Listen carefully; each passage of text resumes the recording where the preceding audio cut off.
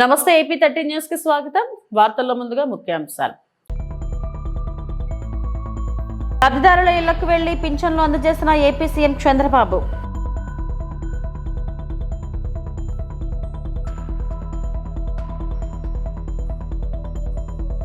వేధింపులకు భయపడదే లేదు, వైఎస్ఆర్సీపీని వీడేదే లేదు, మాజీ మంత్రి పేర్ని నాని.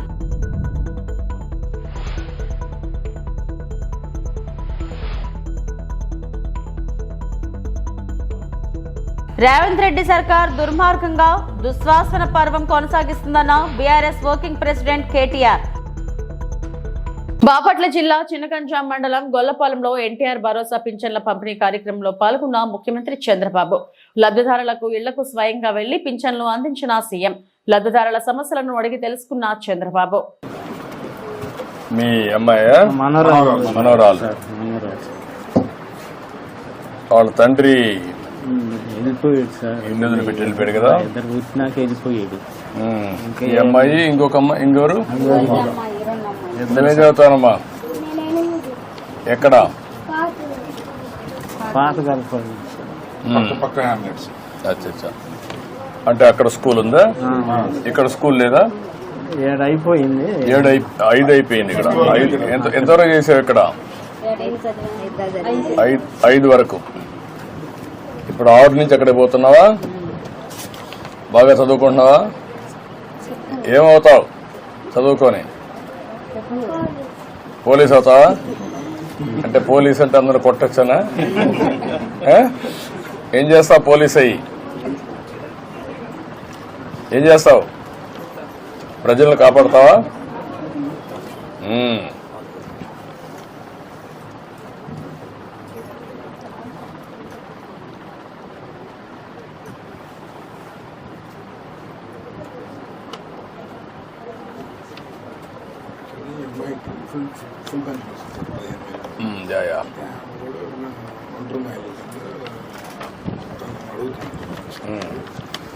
అది 7 years దాటితే ఎఫ్ఐఆర్ చేసి అతను చనిపోయినట్టు అతను వెళ్ళిపోయాడు తెలియదు. ఎఫ్ఐఆర్ చేశాను 10 years అయింది సార్. వెళ్ళిపోయి 7 years దాటితే తీసుకుంటారు సార్ పోలీసు. మన ఎఫ్ఐఆర్ కూడా సంవత్సరం గారు రాపించారు. రిపోర్ట్ రాగానే అట్లానే పాపకి రెసిడెన్షియల్ స్కూల్లో సీట్ అడిగారు సార్. పాపకి 8th క్లాస్కి. మనం ఇప్పుడు వచ్చే అకాడమిక్ ఇయర్ లో అమ్మాయిని సోషల్ వెల్ఫేర్ గురుకుల పాఠశాల గర్ల్స్ ఉంది బాపట్లలో కస్తూర్బాలో అడ్మిషన్ చేపిస్తాం. రెండు ఇల్లు ఒకటే ఒకటే సార్ ఇల్లు. మాది ఇల్లు. ఆ అమ్మాయికి ఇల్లు లేదు సార్. మా కాడ ఉంటుంది. పెయిన్ వెళ్ళిపోయిన కాడ నుంచి మా దగ్గర ఉంటుంది. అంటే నా అమ్మాయి అవుతారు ముందు ఎంత ముందు 3,000 పింఛన్ ఇచ్చేవారు సార్. ఇప్పుడు 15,000 వస్తున్నారు. పశ్చిమ గోదావరి జిల్లా పాల్కొలలో దివ్యాంగులు వృద్ధులకు పింఛన్ సొమ్మును అందజేసిన మంత్రి రామానాయుడు. దేశంలో ఏ రాష్ట్రంలోనూ లేని విధంగా అత్యధికంగా పింఛన్ అందిస్తున్న ఏకైక రాష్ట్రం ఆంధ్రప్రదేశ్. చంద్రబాబు అధికారంలోకి వచ్చిన వెంటనే విడుదల వారీగా కాకుండా ఒకే రోజు పెంచి ఎన్నికల్లో ఇచ్చిన మాటను నిలబెట్టుకున్నారు. రాష్ట్రంలో పింఛన్ల పంపిణీకి నెలకు 3,000 కోట్ల చొప్పున 5 ఏళ్లకు 1,80,000 కోట్లు ఖర్చు పెడుతున్నాం. జగన్ కు 1,000 రూపాయలు పెంచడానికి విడతల వారీగా 5 ఏళ్లు పట్టింది.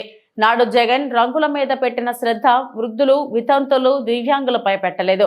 ముఖ్యమంత్రి చంద్రబాబు పేదవాడి ఇంటి గుమ్మం దగ్గరకు వెళ్లి పింఛన్ అందిస్తున్నారు. రోజు ఇల్లు తయారు చేస్తుంటే మీరు ఇంట్లో ఉండేవారు కదా. ఇప్పుడు మళ్ళీ మన చంద్రబాబు నాయుడు గారు, పవన్ కళ్యాణ్ గారు వచ్చి ఇప్పుడు చేస్తున్నాము. మీకు చెప్పేస్తాం. పాత్రికేయ మిత్రులందరికీ కూడా నమస్కారాలు తెలియజేసుకుంటూ, మాట ఇస్తే దాన్ని నిలబెట్టుకునేటువంటి ప్రభుత్వం తెలుగుదేశం, జనసేన, బీజేపీ కూటమి ప్రభుత్వం. ఆ రోజు చంద్రబాబు నాయుడు ఒక్కడే చెప్పారు ఎలక్షన్ల ముందు ఏప్రిల్ నెలలో, రేపు అధికారంలోకి వచ్చిన వెంటనే 3,000 రూపాయల వృద్ధాప్య పెన్షన్ని 4,000 రూపాయలకు పెంచుతాము. 3,000 రూపాయల దివ్యాంగుల పెన్షన్ని 6,000 రూపాయలకి పెంచుతాము. ఏదైతే మంచానికే పరిమితమై బెడ్ రీడెన్ అంటే ఎవరైతే మరి షుగర్ పేషెంట్లు, కిడ్నీ డయాలసిస్ చేసుకునే వాళ్ళు, ఇట్లా ఎవరైతే మరి ఉన్నారో వాళ్ళకి 15,000 రూపాయలని ఏదైతే మాట ఇచ్చారో, మరి అధికారంలోకి వచ్చిన తర్వాత ఆ మాటను నిలుపుకునేటువంటి విధంగా అది కూడా ఏదైతే ఏప్రిల్లో మాట ఇచ్చారో మరి ఆ ఏప్రిల్, మే, జూన్ 3 నెలలు 3,000 ప్లస్ పెంచిన 4,000 7,000 రూపాయల అక్షరాల 1వ తేదీన వాళ్ళ ఇంటి దగ్గర. ఎందుకంటే వాళ్ళు కూడా దుష్ప్రచారం చేశారు. రేపు చంద్రబాబు నాయుడు గారు వస్తే మీరు పంచాయతీ ఆఫీసులకు వెళ్ళాలి, సచివాలయాలకు వెళ్ళాలి, మొండి టెండర్లో తిరగాలి అని చెప్పి వాళ్ళు తిప్పారు. అట్లా మొండి టెండర్లో ఎలక్షన్ కమిషన్ అడ్డం పెట్టి. కానీ మేము అధికారంలోకి వచ్చాక ఈరోజు నేను చూశాను, ఏ ఇంటికి వెళ్ళినా సరే మాకు పింఛన్ అందిందని చెప్తూ ఉన్నారు. ఇప్పుడు 9:30, 10 అవుతే ఆల్రెడీ అందరూ కూడా పింఛన్, నేను అడిగిన వాళ్ళు 10 మందిని అడిగితే 10 మంది కూడా పింఛన్ అందింది, మా ఇంటికి వచ్చి ఇచ్చారని చెప్పారు. మరి ఆ రకంగా మాట నిలబెట్టుకునేటువంటి ప్రభుత్వం మన తెలుగుదేశం, జనసేన, బీజేపీ ప్రభుత్వం. ఈరోజు నేను ఎందుకు అడుగుతున్నానంటే, గతంలో కూడా జగన్మోహన్ రెడ్డి పాదయాత్రలో చెప్పాడు 3,000 రూపాయలు పింఛను పెంచుకుంటూ పోతానని ఆ రోజు చెప్పాడు. మరి ఆ 3,000 రూపాయలు అంటే చంద్రబాబు నాయుడు గారు 200 రూపాయలు పింఛను 2,000 రూపాయలు చేస్తే పైన 1,000 రూపాయలు జగన్మోహన్ రెడ్డి గారు పెంచడానికి 5 సంవత్సరాల సమయం పట్టింది దానికి. 250 గాడికి. మరి ఈవేళ మరి మన ప్రభుత్వం వచ్చిన తర్వాత మొదటి రోజునే మరి వాళ్ళకి పెంచినటువంటి పింఛను ఇంటి దగ్గరే మనం అందజేస్తున్నాం. అంటే విడతల వారి పింఛను పెంపు కాదు, ఒక్కసారే పింఛను పెంపు అని ఏదైతే మనం చెప్పు దాన్ని నిలబెట్టుకున్నామని చెప్పి తెలియజేసుకుంటూ, మరి అదేవిధంగా ఏదైతే ఈరోజు 1వ తేదీ వచ్చిందంటే మరి ఈవేళ 3,000 కోట్ల రూపాయలు పింఛన్లు ఖర్చు పెడుతుంది ఈ ప్రభుత్వం. నెలకి 3,000 కోట్ల రూపాయలంటే సంవత్సరానికి 36,000 కోట్ల రూపాయలు ఒక్క పింఛన్లు ఖర్చు పెడుతుంది ఈ ప్రభుత్వం. మరి ఏదైతే మరి సంవత్సరానికి 36,000 కోట్లు అంటే 5 సంవత్సరాలకి మరి దగ్గర 1,80,000 కోట్ల రూపాయలు. ఒక్క వృద్ధులు, వితంతులు, దివ్యాంగులకి 1,80,000 కోట్ల రూపాయలు ఇవాళ ఖర్చు పెడతాం. అంటే దగ్గర నాకు తెలుసుండి 3-4 పోలవరం ప్రాజెక్టులతో సమానమైనటువంటి డబ్బులు ఒక పేదవారి కోసం మానవత్వం. ఓటేసి గెలిపించిన ప్రజలకు మేలు చేయకుండా వ్యవస్థలను రాజకీయ వేధింపులకు వాడుకుంటుందని కూటమి ప్రభుత్వంపై మాజీ మంత్రి పేర్ని నాని మండిపడ్డారు. రేషన్ బియ్యం వ్యవహారంలో కృష్ణా జిల్లా పోలీసులు హైకోర్టును సంప్రదించిన పరిణామంపై ఆయన మీడియాతో మాట్లాడారు. మేం ఏ పాపం చేయలేదని పోలీస్ వ్యవస్థకు తెలుసు. ప్రభుత్వానికి జరిగిన నష్టానికి రెట్టింపు జమ చేశాం. అయినా నా భార్య జయసుధపై 7 సంవత్సరాల పైబడి శిక్ష పడే సెక్షన్ పెట్టి అరెస్టు చేయాలని చూశారు. ఆ సెక్షన్లు ఈ కేసుకు వర్తించవని జిల్లా కోర్టు నా భార్యకు బెయిల్ మంజూరు చేసింది. ఇప్పుడు నా భార్యకు ఇచ్చిన బెయిల్ను రద్దు చేయాలని హైకోర్టుకు వెళ్లారు. మా కుటుంబంపై తప్ప సివిల్ సప్లై శాఖ ఇంతవరకు ఎవరిపైనా ఒక్క క్రిమినల్ కేసు పెట్టలేదు. అసలు సివిల్ సప్లై శాఖ అనేది ఏర్పడిన తర్వాత ఇప్పటి వరకు ఎవరిపైనా క్రిమినల్ కేసులు లేవు.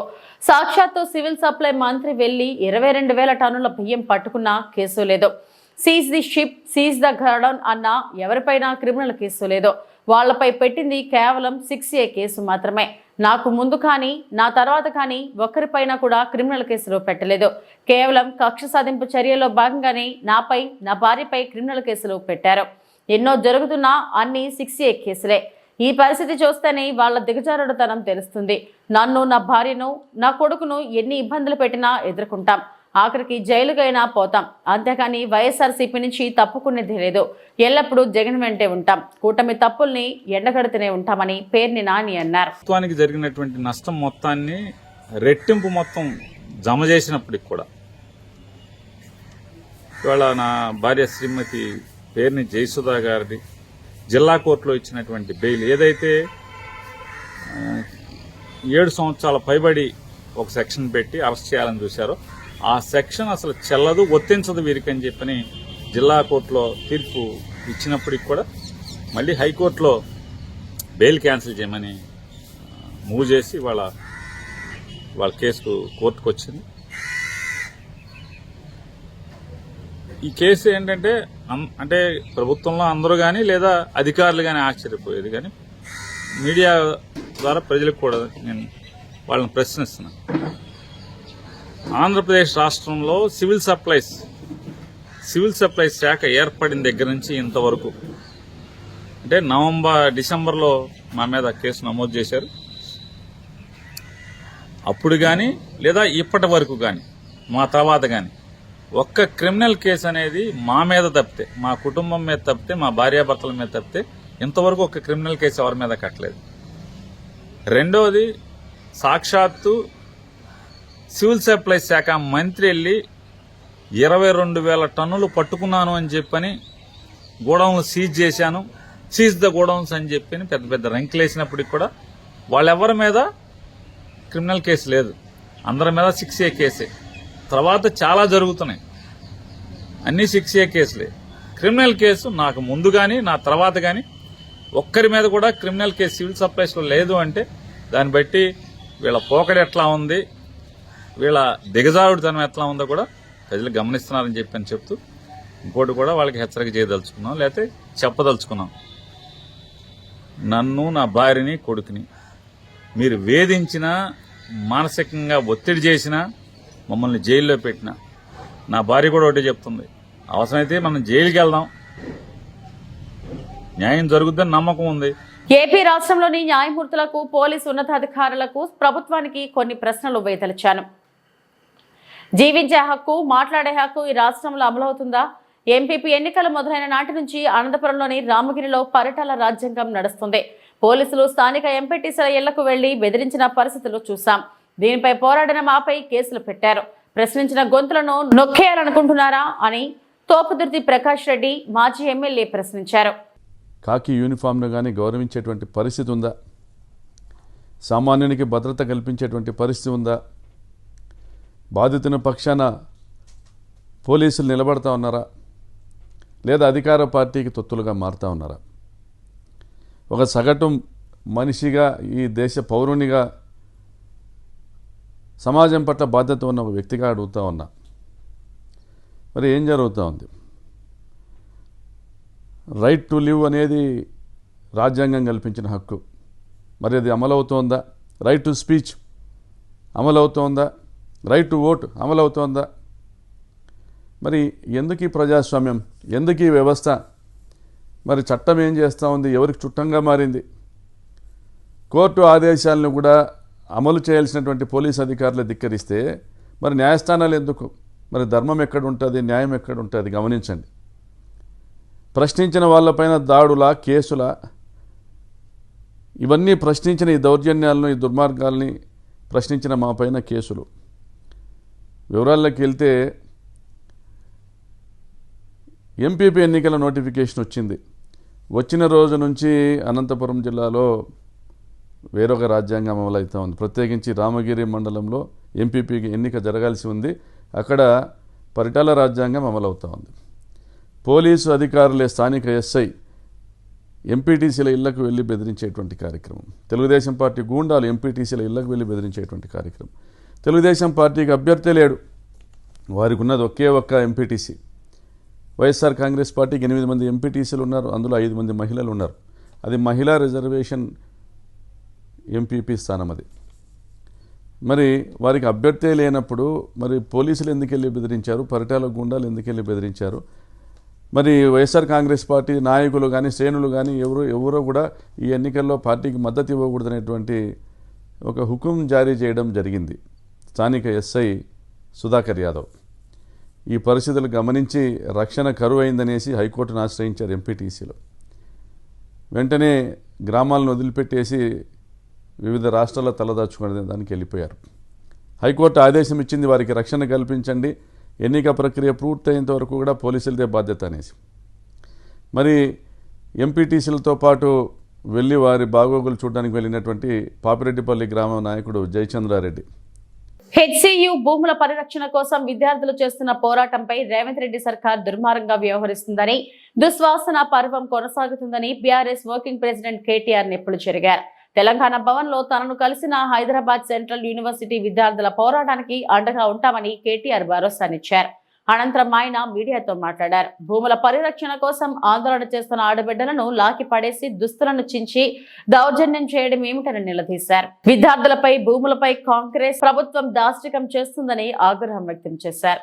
రాష్ట్ర ప్రభుత్వం వందల బుల్డోజర్లను, హిటాచి యంత్రాలను, పోలీసులను పెట్టి అడ్డుకున్న చెట్లను నరికేసి, జంతువులను తరిమేసి అక్కడ ఏమీ లేని బంజరు భూమి అని చెప్పేందుకు ఎందుకు ఆరాట పడుతుందని ప్రశ్నించారు. గచ్చిబౌలి, నాన్క్రామ్ గూడ, కాజాగూడ, కోకాపేట వరకు నగరం కాంక్రీట్ జంగిల్లా మారిందన్నారు. ఫైనాన్షియల్ డిస్ట్రిక్ట్ ఏరియాలో నగరం విస్తృతంగా పెరిగింది. దేశంలోని ఏ నగరంలోనూ ఇంత తక్కువ విస్తీర్ణంలో భారీగా నగరం అభివృద్ధి చెందలేదు. కోట్లాది చదరపు అడుగుల్లో నిర్మాణాలు జరుగుతున్నాయని వివరించారు. దాష్టీకం, మీరు చేస్తున్న అరాచకం గత 3 రోజులుగా వందల సంఖ్యలో బుల్డోజర్లను పంపి, వందల సంఖ్యలో అక్కడ హిటాచీ మెషిన్లను పంపి, వందల మంది పోలీసు వాళ్ళని పెట్టి ఎందుకు ఇంత ఆగం, ఇంత గందరగోళంగా అక్కడ ఉండే చెట్లను కొట్టేసి, అక్కడ ఉండే జంతువుల్ని తరిమేసి, అక్కడ ఏమీ లేదో అంత బంజరు భూమి అని చెప్పడానికి ప్రభుత్వం ఎందుకింత ఆరాటపడుతున్నది చెప్పాలని నేను కోరుతా ఉన్నాను. ముఖ్యంగా ఈ ప్రాంతం అంటే మొత్తం హైదరాబాద్ సెంట్రల్ యూనివర్సిటీ తీసుకుంటే దాదాపు 2600 ఎకరాలు దాటి విస్తరించి ఉన్న ఒక విశ్వవిద్యాలయం అది. మనం నిజంగా చెప్పాలంటే ఈ పశ్చిమ హైదరాబాద్ గత 10-15 ఏళ్లలో విస్తృతంగా పెరిగిపోయింది.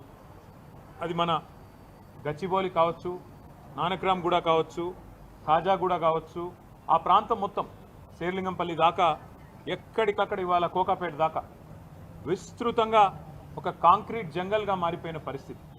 అక్కడ నిజంగా చెప్పాలంటే ఇప్పుడు జరుగుతున్న కన్స్ట్రక్షన్ బహుశా భారతదేశంలో ఏ నగరంలో ఇంత స్మాల్ ఏరియాలో అంత పెద్ద ఎత్తున కన్స్ట్రక్షన్ ఎక్కడ కూడా జరగడం లేదు. ఇది వాస్తవం. అక్కడ మా గవర్నమెంట్ ఉన్నప్పుడు కూడా మరి 57-56 అంతస్తుల బిల్డింగ్లకి మేము కూడా పర్మిషన్లు ఇచ్చిన మాట కూడా వాస్తవం. ఇవాళ అక్కడ జరుగుతున్న నిర్మాణం కొన్ని లక్షల కోట్ల స్క్వేర్ ఫీట్ల నిర్మాణం అక్కడ జరుగుతూ ఉంది. ఒక కాంక్రీట్ జంగల్గా ఆ ప్రాంతం మొత్తం భవిష్యత్తులో మారబోతూ ఉంది. మిగిలి ఉన్న కొన్ని పాకెట్స్ ఎక్కడెక్కడైతే ఇంకా కూడా ఈ కాంక్రీట్ జంగల్గా మారకుండా పశ్చిమ హైదరాబాద్కి ఊపిరినిచ్చే ప్రాంతాలు ఏమన్నా ఉన్నాయి అంటే ఈ హైదరాబాద్ సెంట్రల్ యూనివర్సిటీ దాని చుట్టూన్న పరిసర ప్రాంతాలే నిజంగా చెప్పాలి అంటే ఒక లంగ్ స్పేస్ లాగా ఆ ప్రాంతానికి మిగిలింది ఏదైనా ఉందంటే ఇది మాత్రమే మిగిలింది. వాళ్ళ పిల్లలు ఎందుకు కొట్లాడుతున్నారు? ఒక ఎన్వైర్మెంటల్ ఇంపాక్ట్ అసెస్మెంట్ అనేది చేయకుండా ఎట్లా మీరు 400 ఎకరాలు ఇష్టం వచ్చినట్టు మీరు అమ్ముతారు? మీరు ఏ హక్కు ఉంది మీకు? ఏ మాత్రం ఇంపాక్ట్ అసెస్మెంట్ చేయకుండా, ఎన్వైర్మెంటల్ ఇంపాక్ట్ అసెస్ చేయకుండా, ఏ రకంగా పర్యావరణ మీద ఇంపాక్ట్ పడుతుంది అనేది చేయకుండా ఎట్లా చేస్తారు మీరు అని చెప్పి వాళ్ళు కొట్లాడుతున్నారు. రెండవది, కాకినాడ జిల్లా జగ్గంపేట రావులమ్మ నగర్లోని టీడీపీ కార్యాలయంలో జగ్గంపేట మండలం మన్యంవారిపాలెం వైఎస్ఆర్ కాంగ్రెస్ పార్టీ కార్యకర్తలు గాది శ్రీనివాసరావు, రెడ్డి వెంకటేశ్వర్లు, మరోతి వీరబాబు, మరోతి నాని, చైతన్య పైడరాజు, పోతుల చంటి, ఓరుగంటి తాతబ్బాయి, కోన వీర వెంకట సత్యనారాయణ, మరుమర్తి చిన్న వెంకన్న, తెలుగుదేశం పార్టీ అధ్యక్షుడు జ్యోతుల నవీన్ సమక్షంలో తెలుగుదేశం పార్టీలో చేరారు. వీరందరికీ నవీన్ టీడీపీ కండువాలతో స్వాగతం పలికారు.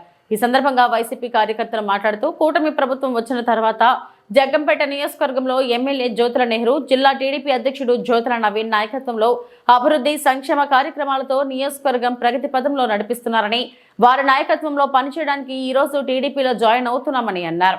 కార్యక్రమంలో ఎస్వీఎస్ అప్పలరాజు, మార్చి భద్రం, దేవరపల్లి మూర్తి, రేఖా బుల్లిరాజు, మాజీ సర్పంచ్ పొట్రు కృష్ణ తదితరులు పాల్గొన్నారు.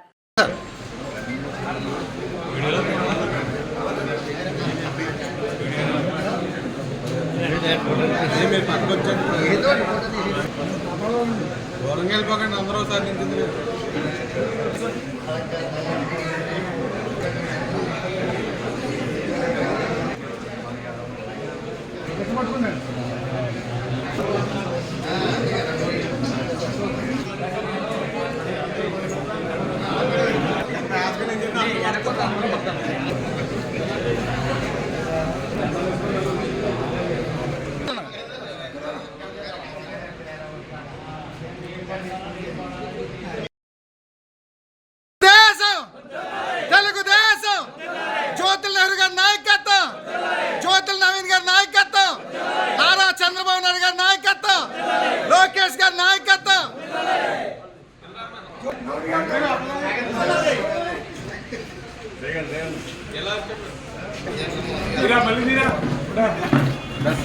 హైదరాబాద్ సెంట్రల్ యూనివర్సిటీకి చెందిన 400 ఎకరాల భూముల్లో జరుగుతున్న పర్యావరణ విధ్వంసానికి వ్యతిరేకంగా యూనివర్సిటీ విద్యార్థుల ఆందోళన నేపథ్యంలో వారికి మద్దతుగా వెళ్తారేమోనన్న అనుమానంతో బీఆర్ఎస్ వర్కింగ్ ప్రెసిడెంట్ కేటీఆర్ ఇంటి వద్ద మోహరించిన పోలీసులు.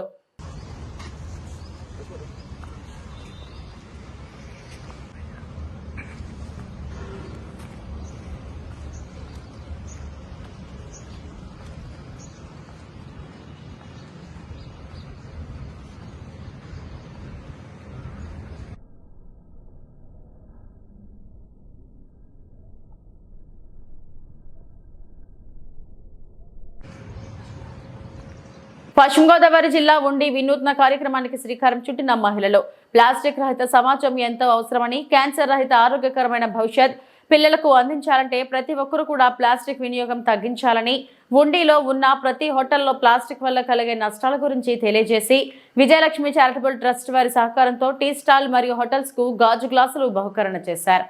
ఈ కార్యక్రమంలో నాని టీచర్ లీలా కుమారి తదితరులు పాల్గొన్నారు.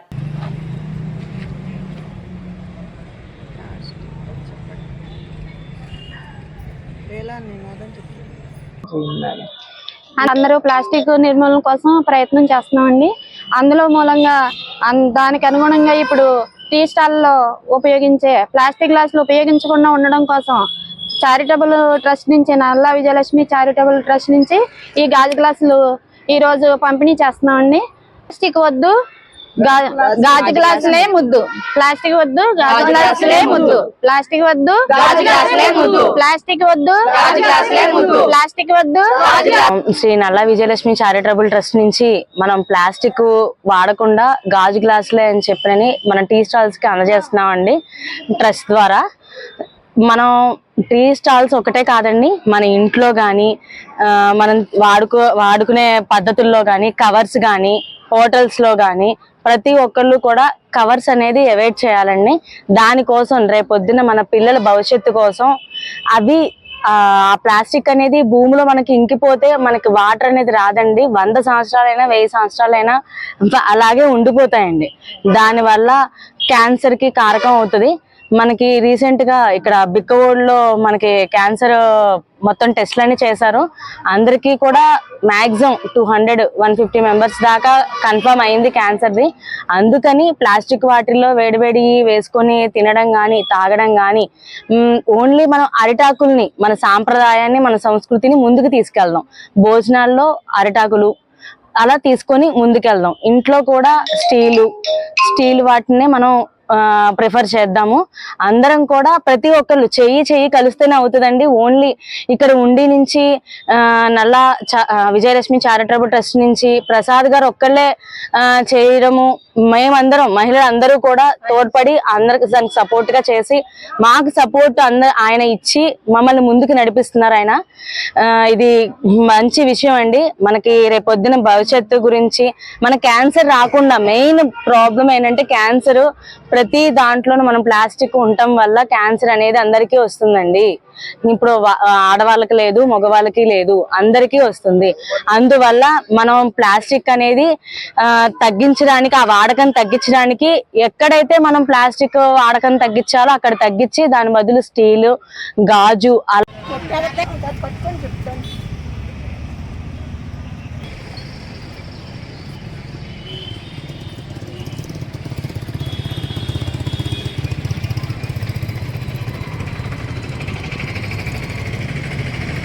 ప్లాస్టిక్ గ్లాసులు అసలు వాడద్దు.